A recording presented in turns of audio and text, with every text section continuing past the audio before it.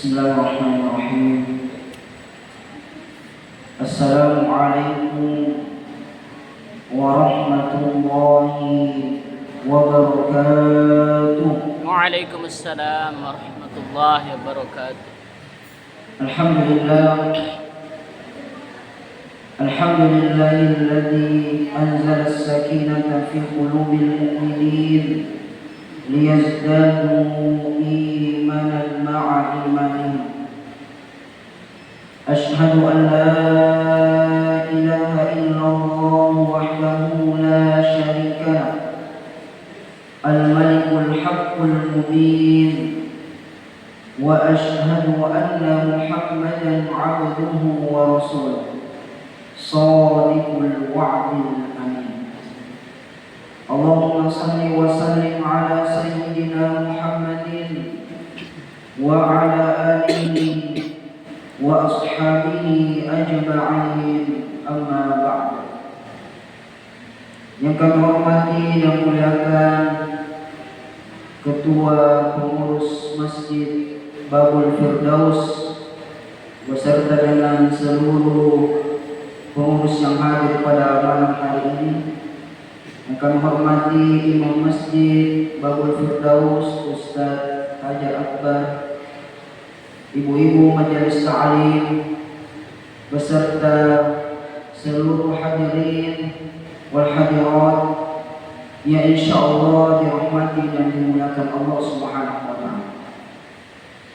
Tentunya kita kembali bersyukur kepada Allah Subhanahu wa taala karena hingga detik ini Allah masih memberikan kesehatan kepada kita, Allah masih memberikan kesempatan kepada kita, dan terutama Allah memberikan hidayah kepada kita untuk bisa hadir di masjid kita ini melaksanakan salah satu kewajiban kita sebagai umat Islam, yaitu sholat isya secara berjamaah.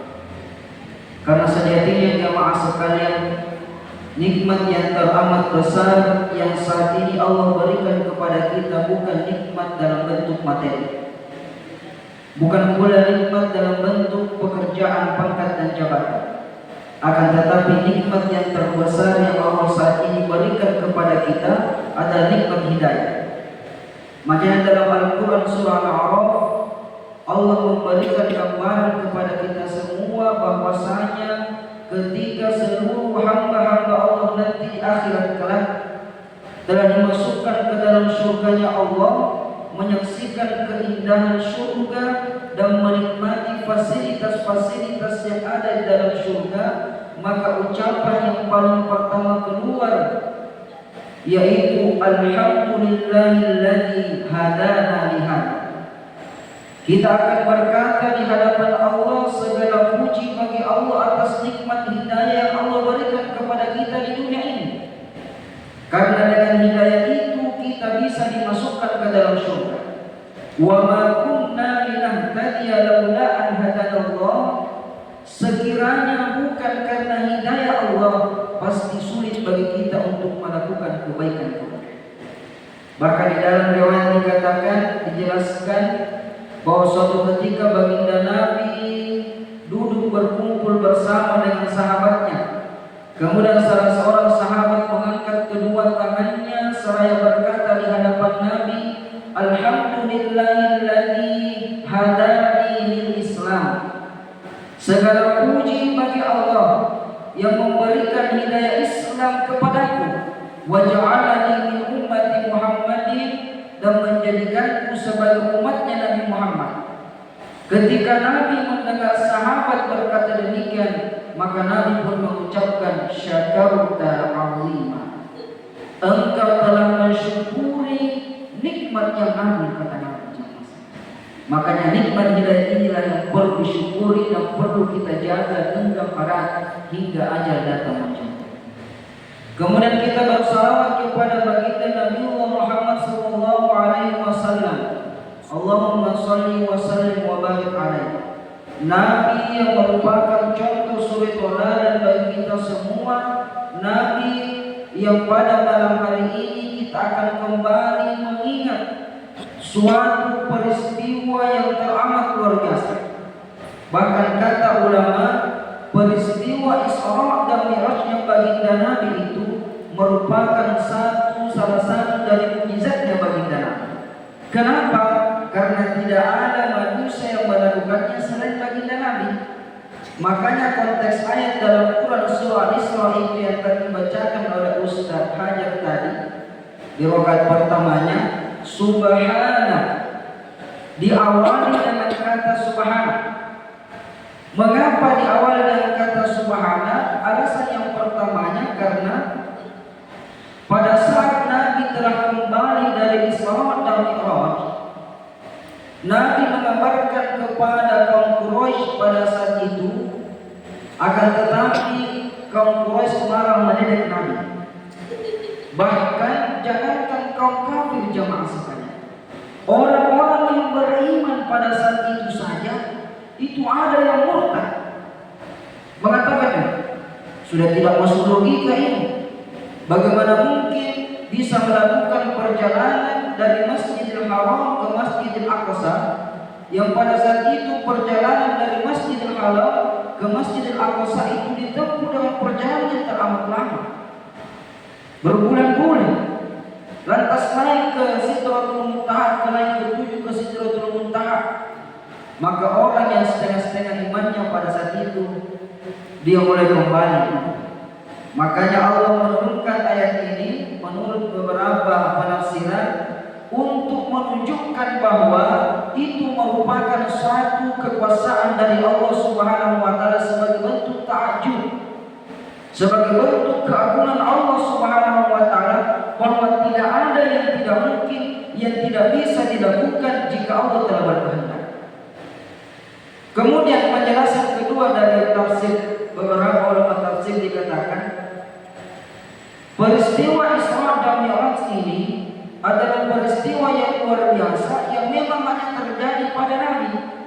Makanya kata subhana itu memiliki arti sinonim dengan kata tabarok di awal surah Al-Mulk ayat 29. Akan tetapi kata tabarok di sini itu menunjukkan semua manusia akan mengalaminya. Apa itu? Adalah al-maut, kematian. Makanya ini merupakan bentuk kekuasaan Allah Subhanahu wa taala. Akan tetapi sebelum Allah memperjalankan baginda Nabi, kita lihat dulu peristiwa yang melatar belakangi kejadian Isra dan Mi'raj, yaitu di tahun ke-10 kenabian Nabi, di mana orang-orang yang Nabi sayangi, Nabi cintai, yang membela Nabi, yang menjadi penguat Nabi di kala Nabi berdakwah dan dakwanya ditolak, ada dua orang ini yang menguatkan Nabi. Siapa itu? Istrinya Nabi, yaitu Sayyidah Khadijah, dan pamannya Nabi, yaitu Abi Thalib. Dua orang inilah yang menjadi penguat Nabi. Tatkala Nabi kembali ke rumahnya dalam keadaan dakwahnya ditolak, kembali ke rumah ada istrinya sebagai penenan. Makanya ini yang perlu dicontoh oleh istri-istri saat ini. Bukan justru kembali suami ke rumah tidak tiris, makin stres. Kembali sekarang istri-istri seperti itu tidak pandai menenangkan hati suaminya, hanya pandai membuat suaminya gelisah. Bagaimana tidak gelisah? Pulang dalam keadaan kurang enak perasaannya, sampai di rumah dikasih lagi kabar, mau itu jatuh tempo cicilan, belum selesai ini, atau belum cukup minuman, kan itu membuat semakin gelisah atau banyak tanyanya. Jadi istrinya Nabi itu tidak banyak tanya kepada suaminya. Kalau suaminya pulang dalam keadaan tidak baik, Khadijah tidak bertanya kepada baginda kenapa itu, tidak. Tetapi nanti Khadijah itu menemani baginda Nabi duduk diam di dalamnya sampai menunggu Nabi sendiri yang bercerita. Dan kisahnya jelas, ketika pertama kali baginda Nabi pulang dari Gua Hira itu menerima wahyu yang pertama turun, Nabi itu pulang dalam keadaan menggigil gelisah. Masuk di rumah, ucapan yang pertama keluar dari lisan Nabi kepada istrinya Khadijah, "Zammiluni, zammiluni, selimuti saya." Karena Nabi dalam keadaan menggigil, gemetar Nabi bertemu dengan malaikat Jibril. Khadijah langsung menyelimuti Nabi, duduk dia di samping Nabi. Nanti setelah tenang perasaannya Nabi, barulah Nabi bercerita kepada istrinya bahwa dia ditemu oleh salah satu sosok yang begini bentuk gambarannya. Nah, ternyata Khadijah pernah mendengar bahwasanya ada pamannya itu ahli kitab pernah bercerita bahwa Nabi Musa dulu juga pernah ditemu oleh malaikat Jibril. Sosoknya sama seperti diceritakan oleh baginda Nabi. Makanya dibawa pada saat itu Nabi ke pamannya Khadijah, diceritakan. Jadi ini yang harus dilakukan oleh seorang istri, menjadi penyejuk dalam kehidupan rumah tangga. Dan memang itu, kalau ibu-ibu mau masuk surga, 3 itu lakukan. Yang pertama, jaga sholat, meskipun hanya sholat wajib saja, tidak ada sholat-sholat sunnah lainnya. Kemudian kita melakukan puasa wajib, yang mudah-mudahan nanti bulan Februari ini kita masih diberikan kesempatan untuk bertemu dengan bulan suci Ramadan. Amin ya rabbal alamin. Kemudian yang ketiga, wa ta'atu li zawjiha, yaitu mentaati suaminya. Karena banyak di zaman sekarang ini istri-istri yang berani membangkang kepada suaminya. Banyak istri-istri yang melawan suaminya. Ditanya baik-baik suaminya, "Anggi apa?" Dan biasa juga lebih sangat lagi istri di zaman sekarang ini. Makanya ini yang perlu sebenarnya salah satu hikmah Isra dan Mi'raj ini menjadikan kita pelajaran bahwa kita sebagai seorang pasangan istri menjadi istri yang baik, pendukung dalam setiap kebaikan-kebaikan yang dilakukan oleh suami kita ini. Kemudian jamaah sekalian, meninggal 2 orang yang dicintai oleh baginda Nabi. Maka pada saat itu orang-orang kafir Quraisy mulai melakukan intimidasi kepada Nabi, mulai memolok-molok Nabi. Akhirnya Nabi pergi keluar lagi berdakwah di daerah Taif. Kalau tidak salah sekitar 100 km dari kota Mekah. Ternyata sampai di sana dengan harapan Nabi berharap dakwahnya di Taif itu bisa diterima oleh penduduk Taif, ternyata berbanding terbalik dengan harapan Nabi jemaah. Sampai di sana dakwah Nabi ditolak. Bukan hanya penolakan dalam bentuk lisan, akan tetapi penolakan dalam bentuk kekerasan jemaah sekalian. Sampai-sampai Nabi itu dilempari, disakiti dalam bentuk fisiknya. Bahkan katanya di dalam doa itu diceritakan berdarah Nabi. Sampai-sampai Allah mengutus malaikat Jibril mengatakan kepada Jibril, "Turun engkau ke dunia, sampaikan kepada kekasihku Muhammad apapun yang dia inginkan saat ini, maka pasti akan dikabulkan oleh Allah Subhanahu wa taala." Sekiranya Nabi Muhammad Rasulullah menginginkan agar bukit yang berada di Taif itu dilemparkan kepada penduduk Taif, maka seketika itu pun pasti akan dilakukan oleh malaikat penjaga gunung tersebut, penjaga bukit tersebut. Akan tetapi apa kata Nabi jamaah sekalian? "La, jangan Jibril, jangan." Kenapa? Karena kaumku ini belum tahu siapa saya. Mudah-mudahan Allah memberikan petunjuk kepada kaumku ini. Ini juga sebagai bentuk, apalagi namanya contoh yang perlu kita lakukan sebagai pengurus masjid. Karena tantangan terberat kita bagi pengurus masjid itu jamaah sekalian, bagaimana agar jamaah itu semakin banyak ke masjid. Ini tantangannya. Makanya di dalam menjadi pengurus masjid itu harus paling sabar.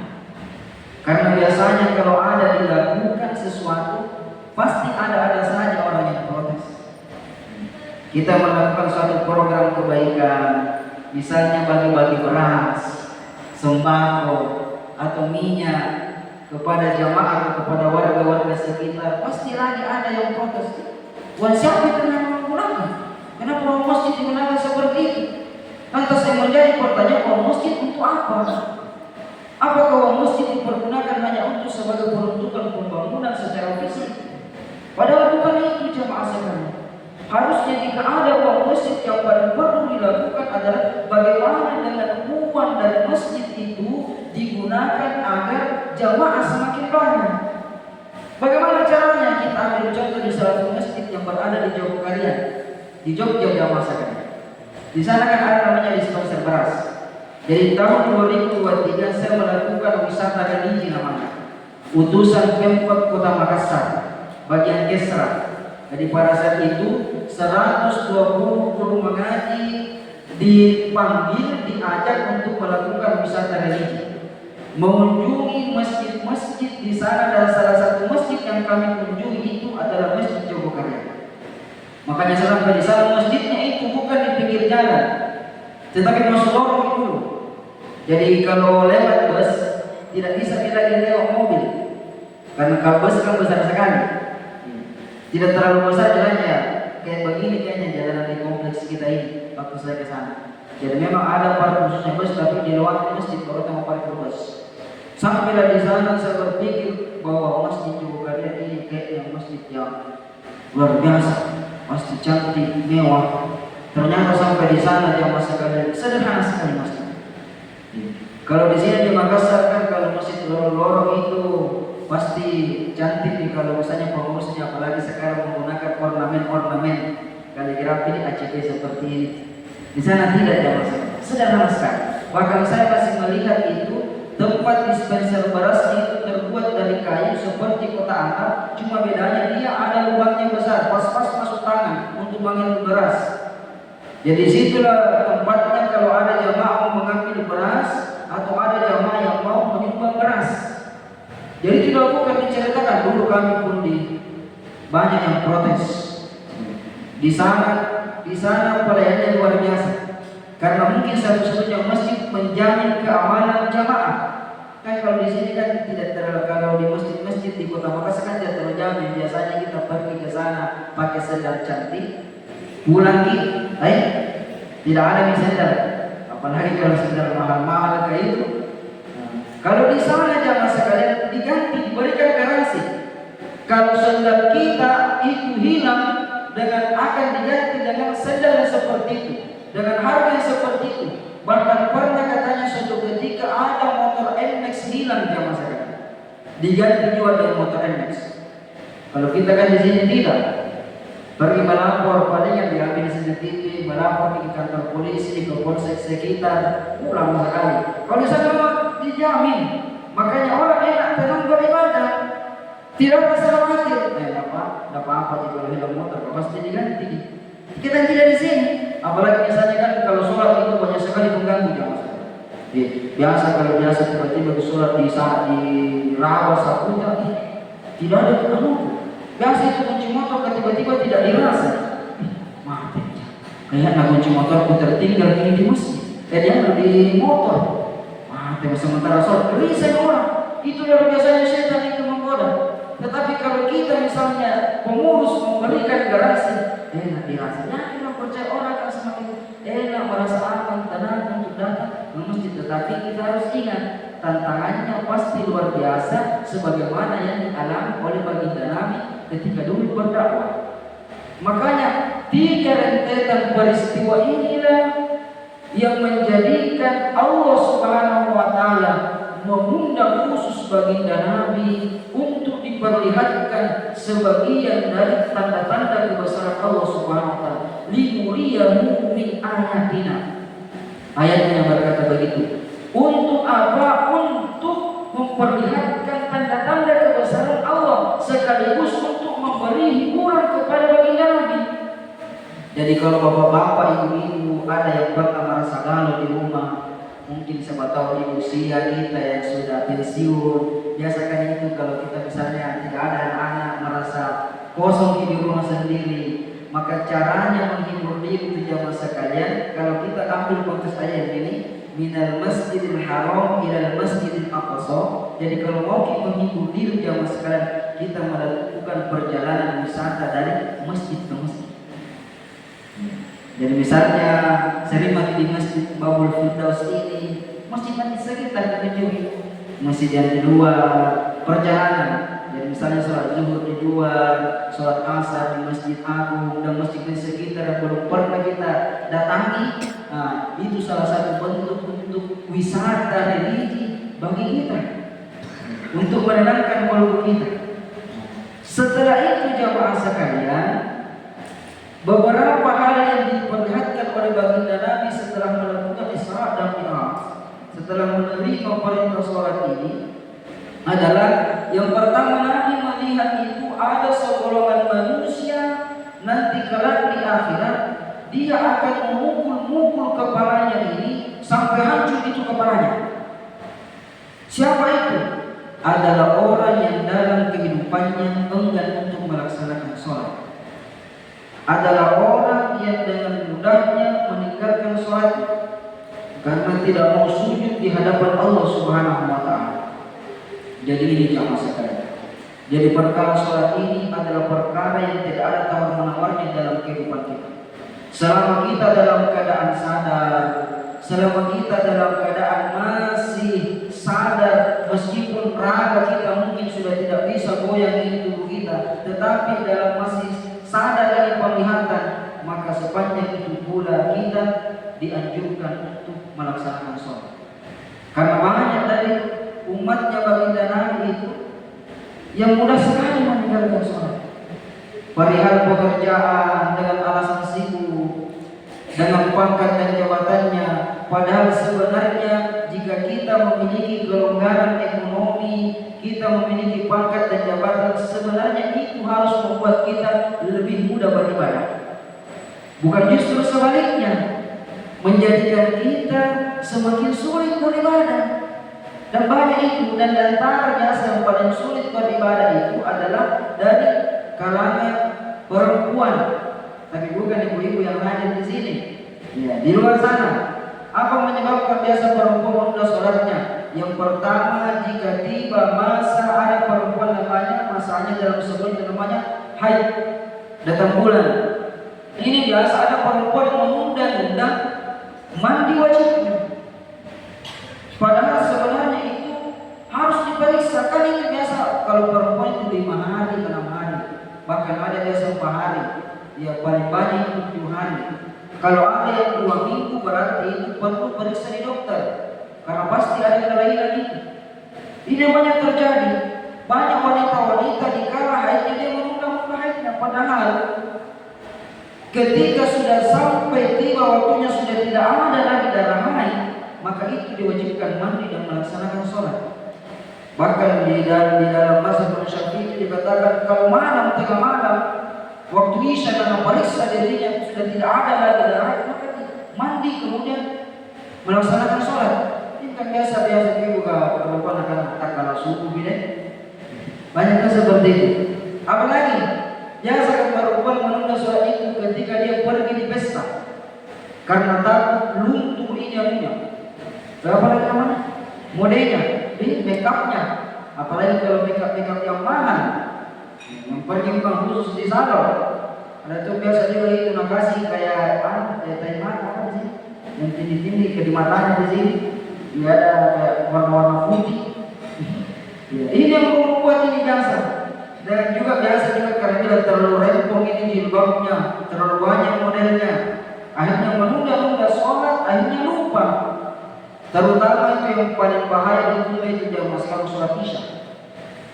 Sholat isya itu waktunya panjang, tetapi banyak orang ada di sini. Kenapa dibilang panjang itu waktunya? Sebentar, akhirnya tertidur, bangun subuh, dilupa. Jadi jangan, tidak boleh seperti itu. Jadi dijaga. Dan sholat yang baik itu adalah sholat ketika kita laksanakan, Allah memberikan pertolongan kepada kita terhadap segala masalah kita di dunia. Jadi di dalam Al-Quran itu ada beberapa kategori sholat. Dalam Quran surah Al-Baqarah itu ada sholat yang ketika sholat itu dilaksanakan langsung ada pertolongannya.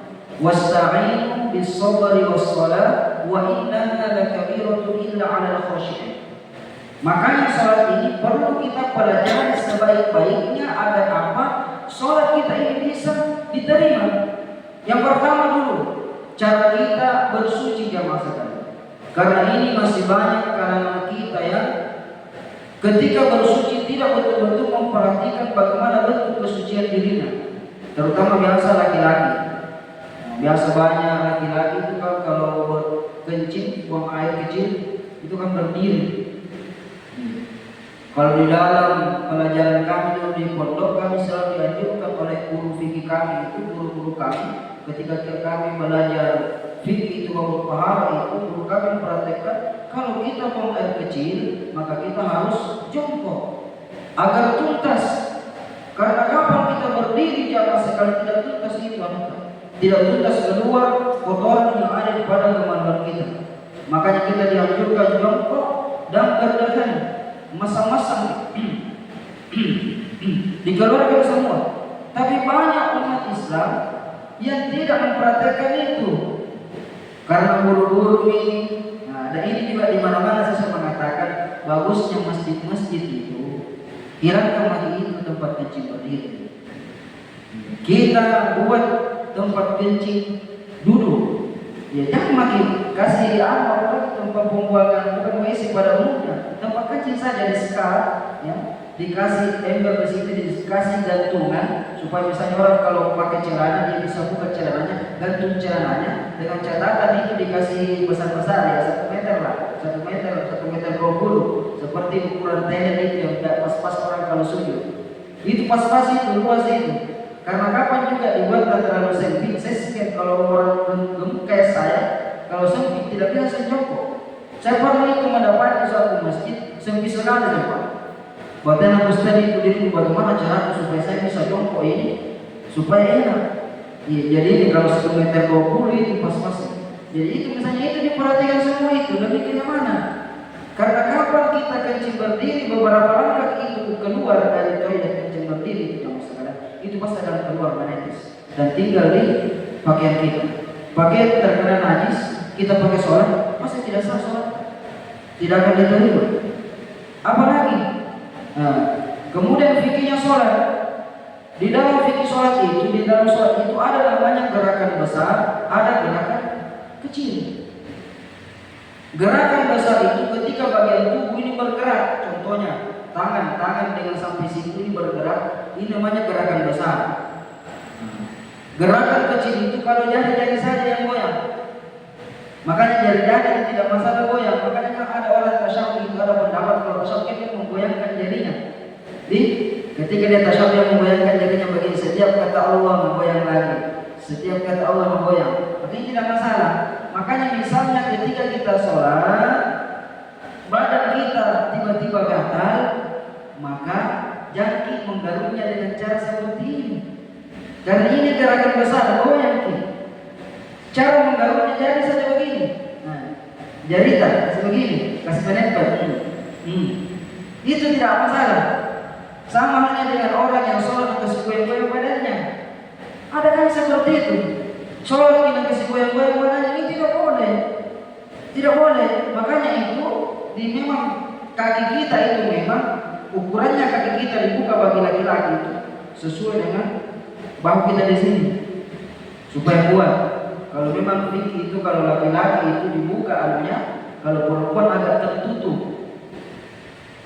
Kenapa begitu Ustaz? Supaya kalau laki-laki terbuka ini bagian antara paha kanan paha kiri itu tidak terjepit, gitu.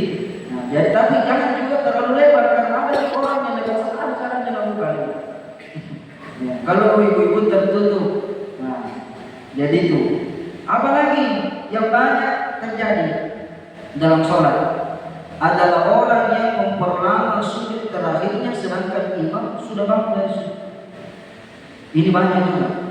Mengatakan Ustaz, itu kan doa yang paling terbaik itu, salah satu doa yang terbaik mustajab itu adalah doa di sujud terakhir. Memang betul itu. Cuma ini perlu kita jelaskan. Sujud terakhir bermaksud di sini adalah sujud terakhir di sholat sunnah. Di sholat tatkala kita sendiri. Kalau kita sholat bermakmum, imam sudah bangun dari sujudnya, jangan terlalu lama kita sujud tak berdoa. Karena itu bisa menjadikan sholat kita makmum. Jadi kalau sholat sunnah ba'diyah isya tadi lama sujud tidak ada masalah. Sendiri jadi, karena tidak ada orang yang kita ikuti. Tetapi tak kapan tadi Ustaz Hajar sudah bangun dari sujud terakhirnya, jangan kita memperlama. Karena itu bisa menjadikan makruh sholat kita. Jadi ini jamaah sekalian, sholat ini yang perlu diperbaiki. Karena sholat ini saking pentingnya sholat ini. Seluruh ibadah-ibadah itu Allah mengutus Jibril atau menurunkan saja wahyu kepada baginda. Tetapi perihal sholat Allah langsung mengundang kepada Nabi. Dan sebagai yang terakhir jamaah sekalian, karena sudah 8:30 lewat, juga untuk menambah kehusyuan kita dalam sholat itu ada doa yang diajarkan Allah. Jadi ada doa yang diajarkan Allah itu yang menurut sebagian ulama doa ini bagus kita baca sebelum kita mengangkat takbiratul ihram. Apa itu doanya dalam Quran surah Al-Mu'minun juz 18. Wa qur rabbi a'udzu bika min hamazatish syayatin wa a'udzu bika rabbi yahdurun. Jadi misalnya ada yang menggunakan misalnya melepaskan niat pada sholli enggak masalah. Setelah itu sebelum kita angkat tangan kita takbir, maka baca ini wa qur rabbi a'udzu bika min hamazatish syayatin wa a'udzu bika rabbi yahdurun. Apa artinya Ustaz? Kita meminta pertama kita minta doa itu, ya Allah saya bermohon kepadamu dari godaan syaitan yang hadir. Jadi setiap kita melaksanakan sholat pasti ada syaitan yang hadir di situ, menggoda kita, membuat kita rasa was-was, khawatir. Tetapi ketika kita membaca doa itu maka syaitan yang hadir akan pergi jauh. Karena kita telah meminta perlindungan kepada Allah. Tetapi syaitan yang pergi akan melapor kepada atasannya. Atasannya itu juga bukan secara tidak langsung dia juga mengirim kembali syaitan. Makanya dua yang kita minta, wa a'udzu bika rabbi ayahdurun, dan saya meminta perlindungan kepada Allah dari syaitan yang akan hadir. Jadi dua yang kita minta, meminta perlindungan dari syaitan yang hadir dan meminta perlindungan dari syaitan yang akan hadir. Jadi kalau kita baca ini, insya Allah kita akan dijauhkan dari rasa was-was terhadap segala sesuatu bentuk dari godaan syaitan.